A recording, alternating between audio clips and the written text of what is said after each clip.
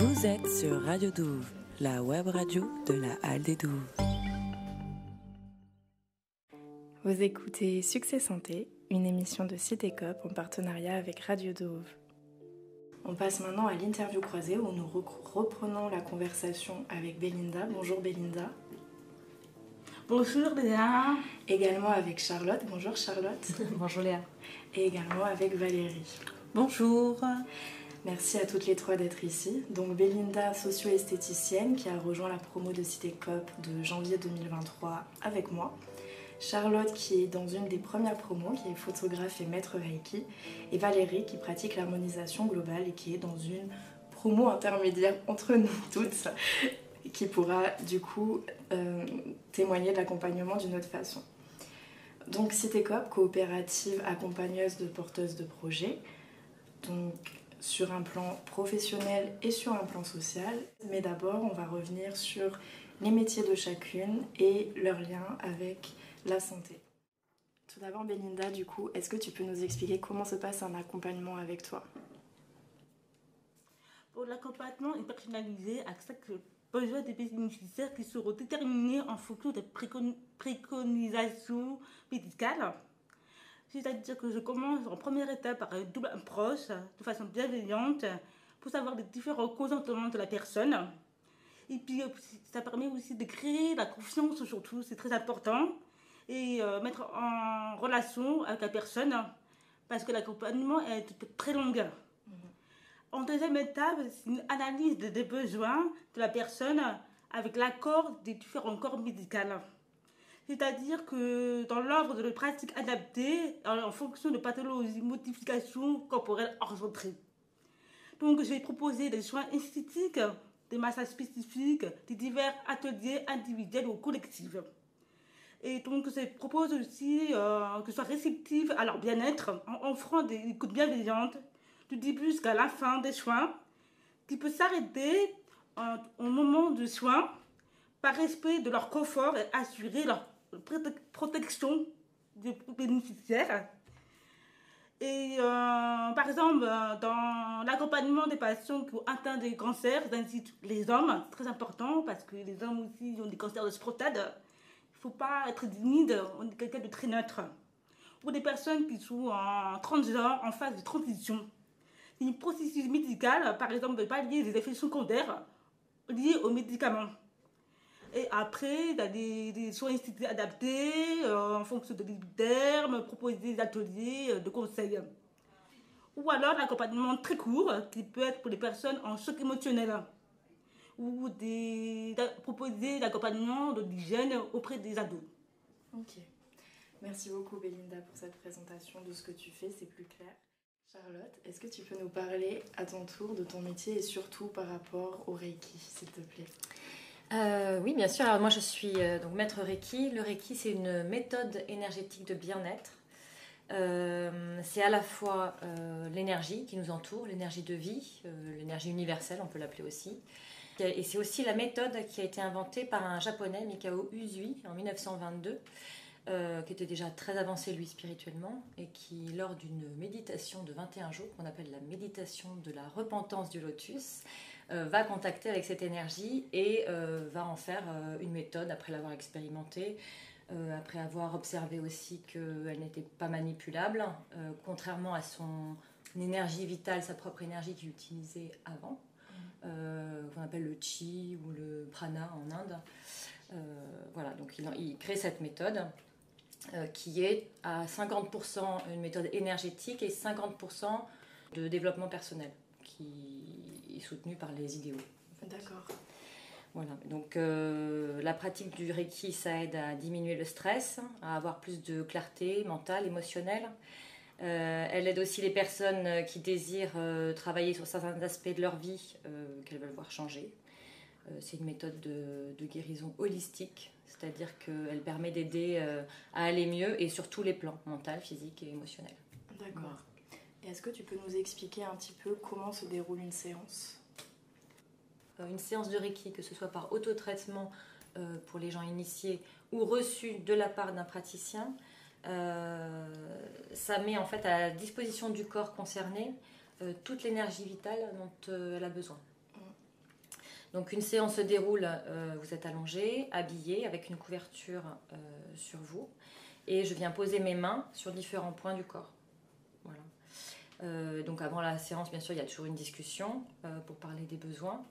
Et aussi pour expliquer les différentes techniques japonaises que j'utilise et qui peuvent convenir à la personne. En Reiki, ce qu'il faut savoir, c'est que comme l'énergie n'est pas manipulable, moi je ne donne rien et je ne reçois rien. L'énergie, elle ira toujours au mieux pour la personne. Okay. Voilà. Et une séance de Reiki, ça dure entre 50 et 1h30. D'accord. 50 minutes et 1h30. Ok. Et la personne est assise, debout, allongée? Allongée sur une table de massage. Ok.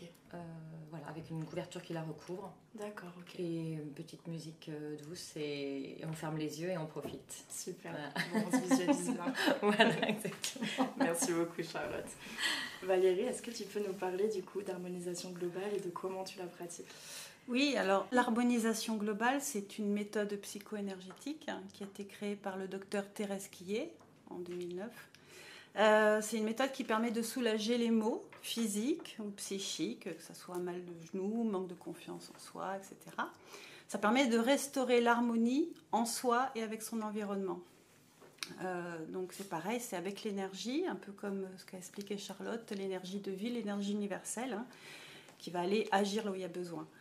Donc comment se déroule une séance? La personne vient avec une problématique, un trouble ou un objectif.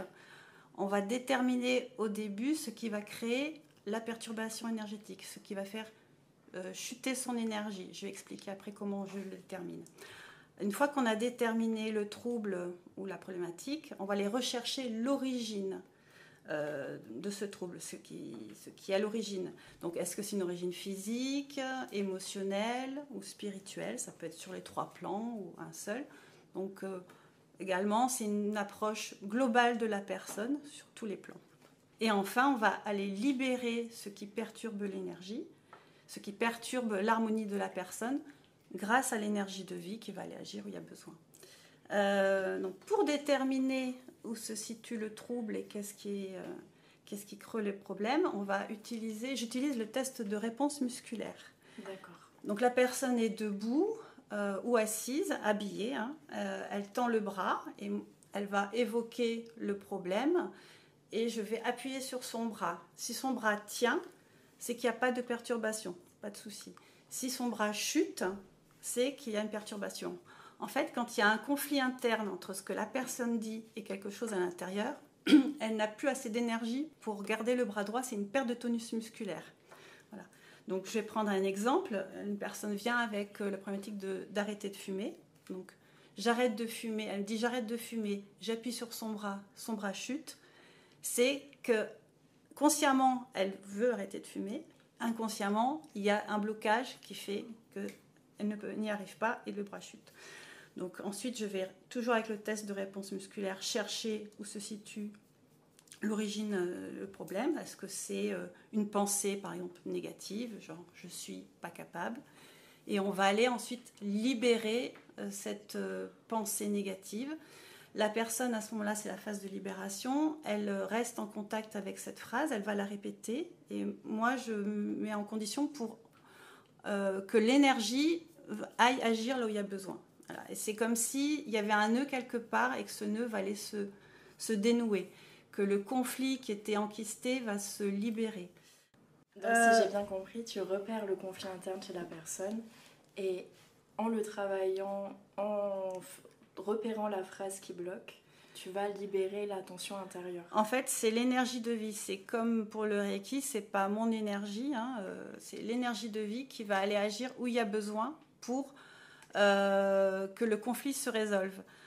On peut tomber aussi sur une émotion refoulée qui n'a pas pu s'exprimer. Là, c'est la possibilité que ce qui était enquisté se libère, puisse s'exprimer et ensuite passer à autre chose. Okay. Et enfin, on va aller revérifier après que je refais le test de réponse musculaire. Le bras tient droit, ça veut dire qu'il n'y a plus de conflit pour la personne. D'accord. Okay. Et on remonte comme ça jusqu'à revenir à la phrase de début de séance où le bras doit tenir droit. Et ça veut dire que pour cette problématique, il n'y a plus de conflit interne. c'est en fait redonner aussi son potentiel énergétique à la personne, puisqu'à chaque fois qu'il y a un stress, un conflit, son énergie chute. Voilà. D'accord. Donc à la fin de la séance, déjà il y a peut-être un résultat pour la personne de conflit soigné. Normalement, oui, ça nettoie. C'est comme un nettoyage des conflits internes.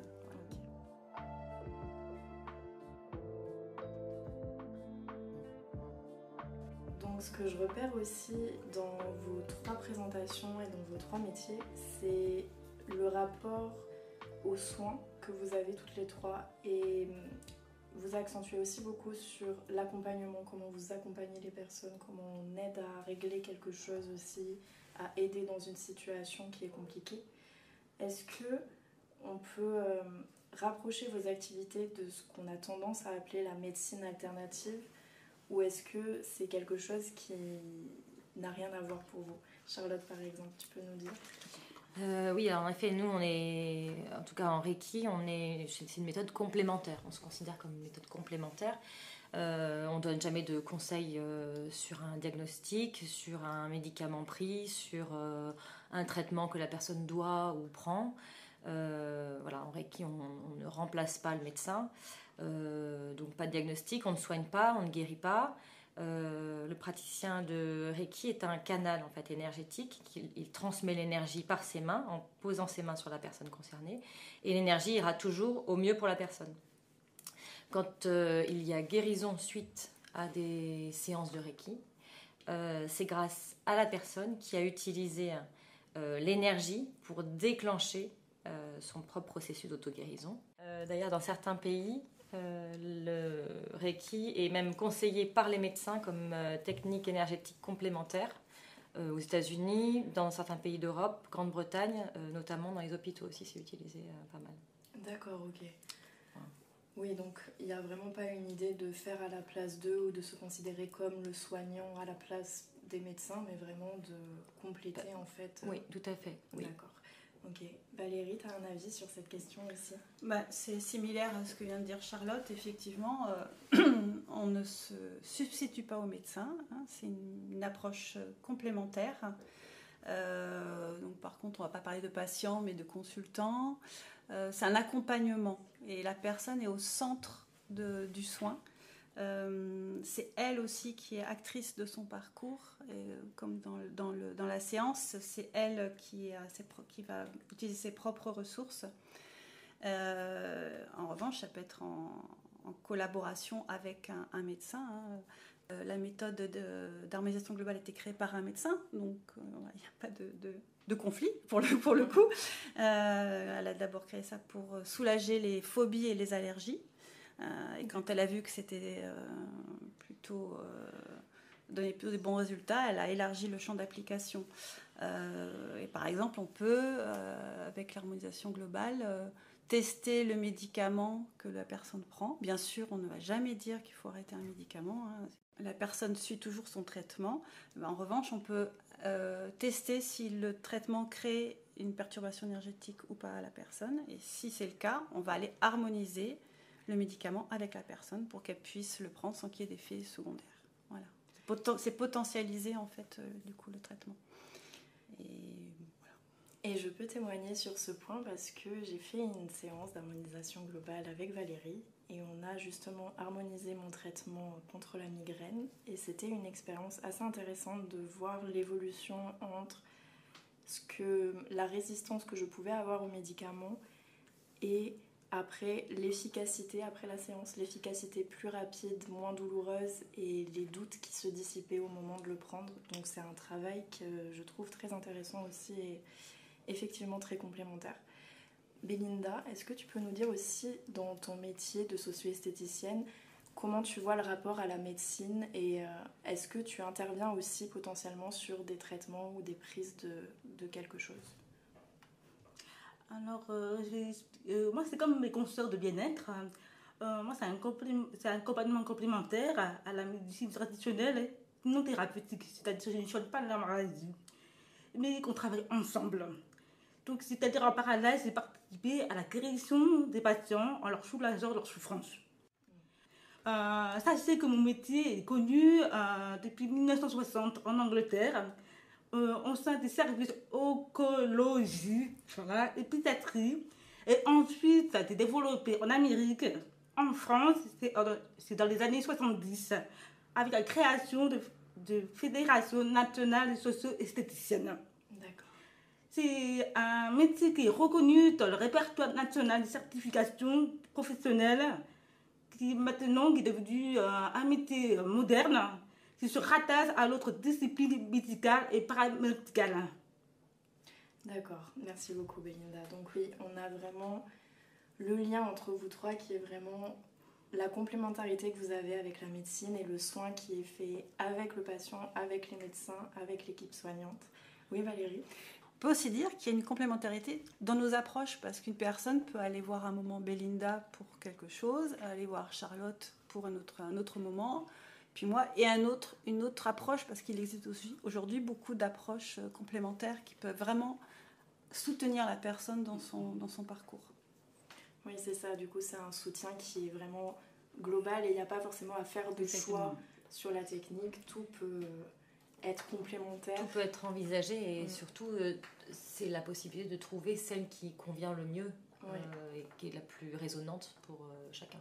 À un moment donné, je suppose aussi que selon le moment pour la personne, c'est pas exactement le même besoin. Donc, Exactement, c'est ça.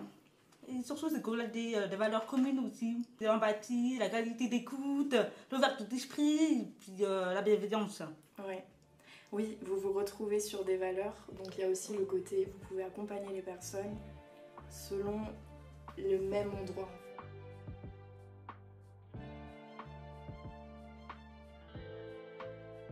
Charlotte, est-ce que tu peux nous dire les valeurs que tu portes dans ton métier, quand tu pratiques le Reiki?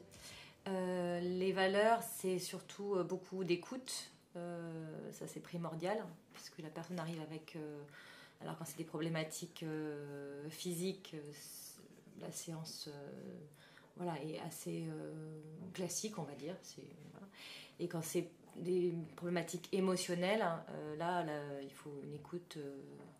très active, c'est-à-dire qu'une écoute active, c'est savoir se taire et vraiment laisser la personne se livrer.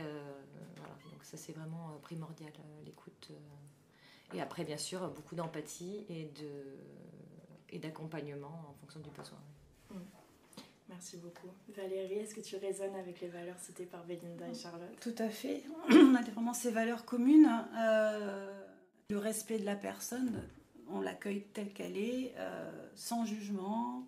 Je pense aussi c'est important, c'est de ne pas vouloir pour la personne, à la place de la personne, ce qui parfois n'est pas évident, mais voilà, c'est vraiment respecter son libre arbitre. Et vraiment, oui, pour moi, c'est aussi la remettre vraiment au centre de la séance, au centre de sa prise en charge. C'est elle qui se prend en charge, en fait. Nous, on accompagne, voilà. Mais c'est elle qui a les clés en main, en fait. C'est lui redonner son pouvoir aussi. Voilà. Oui, il n'y a pas de notion de hiérarchie. C'est vraiment la personne qui vient et vous qui, avec l'énergie ou avec l'écoute proactive, accompagnez cette personne. Oui, c'est se mettre à son service. Oui, je pense que pour toutes les trois. Oui, c'est ça. Oui, je suis d'accord, c'est ça. On met à la disposition de la personne de l'énergie qu'elle va ensuite elle-même utiliser pour s'auto-guérir, enfin en tout cas déclencher son processus. Voilà. En cœur. C'est ça, en cœur. on est OK. Merci pour ces belles valeurs qui m'ont aussi motivée à faire cette émission, en fait, parce que c'est en vous rejoignant sur ces valeurs et en parlant ensemble et en étant quelqu'un qui en a besoin aussi, je peux le dire, que j'ai eu envie aussi de porter vos métiers et qu'on puisse en parler ensemble. Donc, merci d'en avoir parlé ici. Vous avez parlé, c'est la dernière discussion qu'on va avoir, vous avez parlé de respect, d'ouverture. Est-ce que vous pouvez nous donner des exemples de la façon dont vous rendez votre métier accessible et inclusif? Est-ce que vous avez des démarches particulières ou juste n'importe qui vient vous voir et vous vous adaptez à la personne quelle qu'elle soit en fait. Belinda par exemple. Moi, j'ai fait mon stage socio-esthéticienne inclusive. Ouais. C'est une philosophie qui me tient à cœur parce que c'est important que toutes les personnes différentes, par leur maladie, leur handicap, leur orientation sexuelle ou identitaire, aient accès aux soins spécifiques par une approche adaptée, fondée sur le besoin et adaptation des capacités de chacun. L'important pour moi, c'est de les respecter, de les aider, de trouver leur place dans le monde en les valorisant. Tous les humains sont égaux, on a tous les mêmes droits sur Terre et notre corps nous est prêté, donc il faut prendre soin. Ce que j'aime aussi beaucoup dans ton approche, c'est que oui, il y a une accentuation de ça. On voit que par rapport à ce que tu as vécu, tu sais qu'il y a des personnes qui n'ont pas forcément accès aux soins ou qui ne le considèrent pas de cette façon. Et c'est agréable aussi de te voir le porter et le mettre en avant spécifiquement pour ces personnes-là. Exactement, oui, c'est en fonction de... Parce que je répète, je suis une personne qui est sourde, qui a la méningite, et quand j'ai... en grandissant, j'ai eu des problèmes pour intégrer dans la société. Et puis après, à mes 30 ans, j'ai eu un AVC, et donc l'accompagnement était très difficile en dehors de l'hospitalisation, et ça a été très difficile pour se reconstruire. Mais j'ai eu la chance, grâce à mon métier, de savoir se reconstruire toute seule et accompagnée par des personnes de différents corps médicaux. Mais ce n'est pas donné la chance à tout le monde. Donc je me bats pour que tout le monde soit tout ensemble. Ouais. Merci beaucoup Belinda, merci pour ce partage. Valérie, est-ce que tu aurais des exemples, toi, peut-être, de situations où tu as pu aider ou un exemple précis? Après, je ne sais pas si ça rentre tout à fait dans ce cadre-là, mais je pense à une personne qui a des phobies scolaires. Oui, tout à fait. Donc, qui avait vraiment des crises de panique aiguës. Et en fait, elle a été suivie aussi par une sophrologue à côté. Et elle a fait quelques séances avec moi pour aller vraiment débloquer certains points.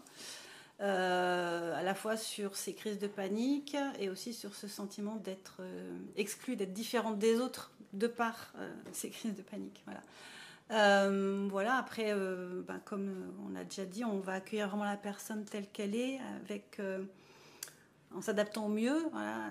Moi, on parle de sa réalité, de sa perception aussi de ce qui lui arrive.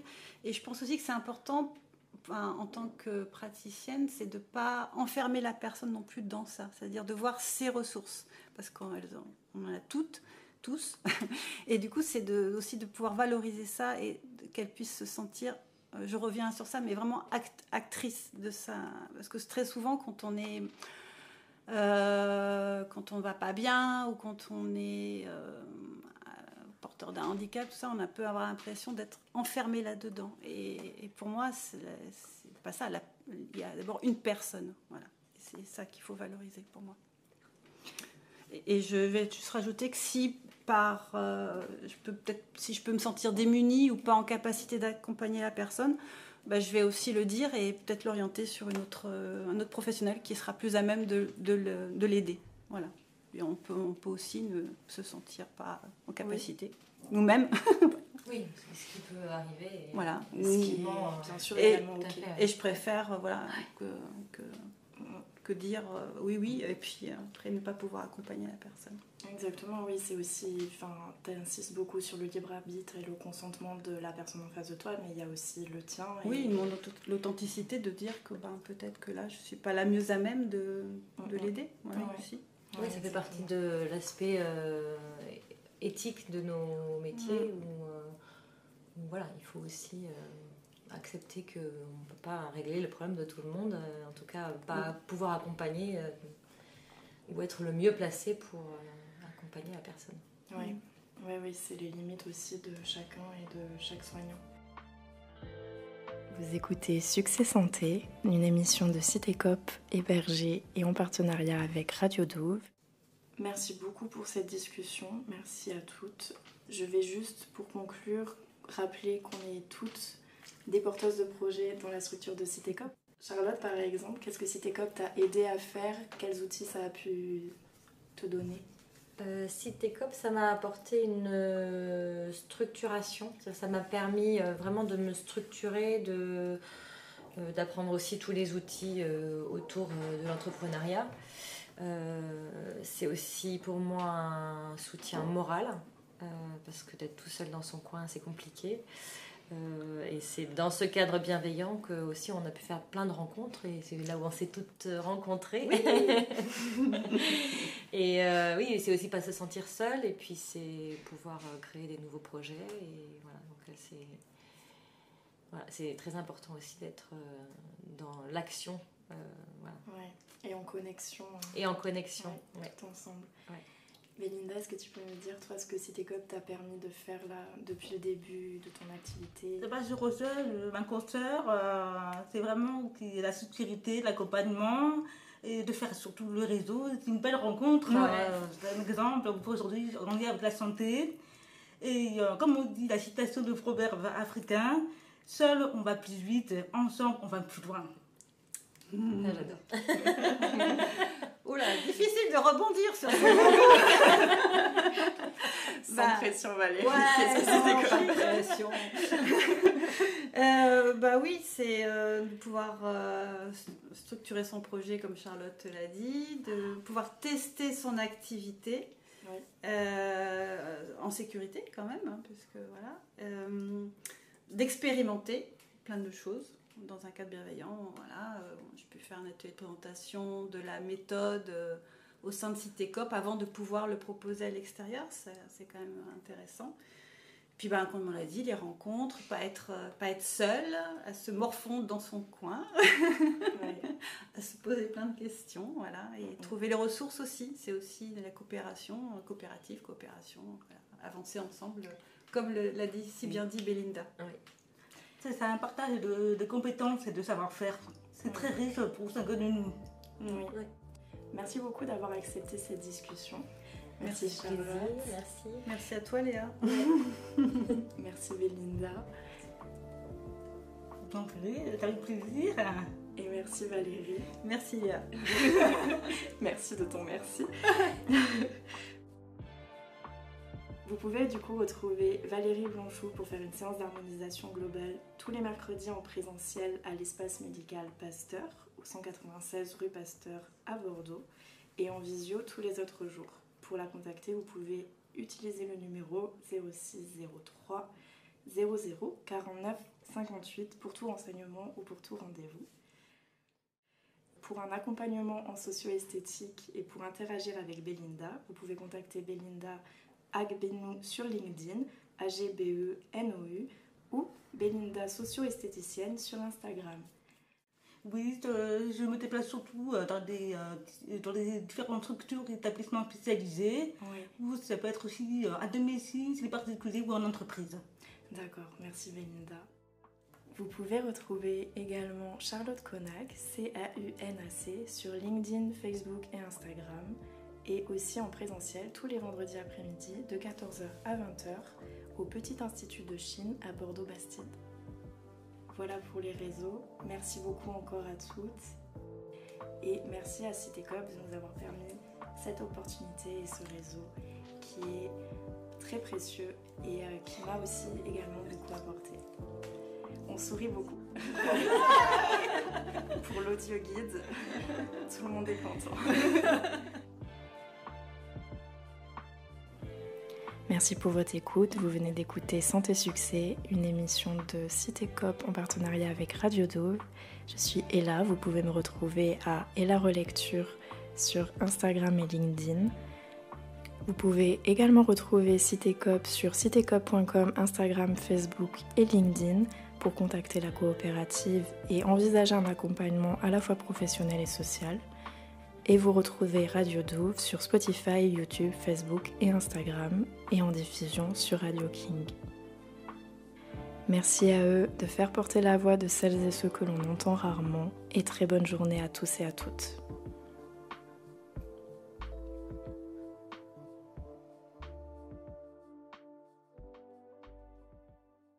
Vous êtes sur Radio Dove, la web radio de la Halle des Douves.